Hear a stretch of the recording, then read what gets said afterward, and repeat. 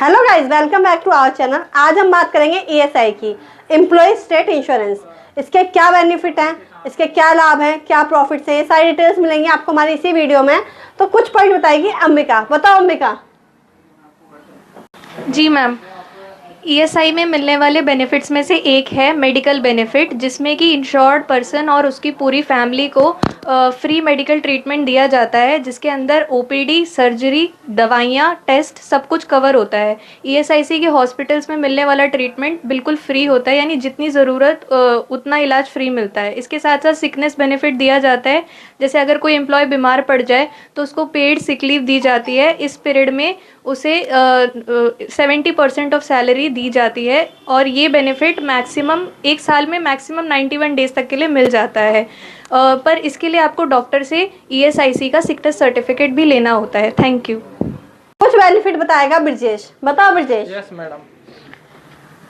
Extended sickness benefit, अगर कोई employ को अगर कोई लंबी बीमारी हो जाती है जैसे कि टीबी, किडनी फेलियर या कैंसर, तो उन्हें अगले 2 साल तक के लिए 80% सैलरी का पार्ट मिलता है।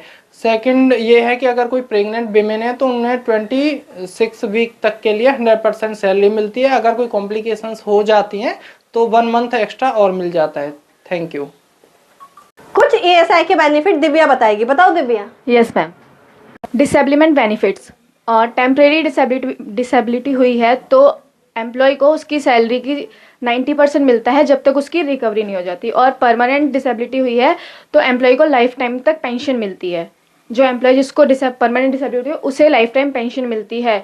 और अगर इंश्योर्ड पर्सन की डेथ हो जाए एम्प्लॉयमेंट इंजरी की वजह से तो उसकी फैमिली को मंथली पेंशन देते हैं। Thank you.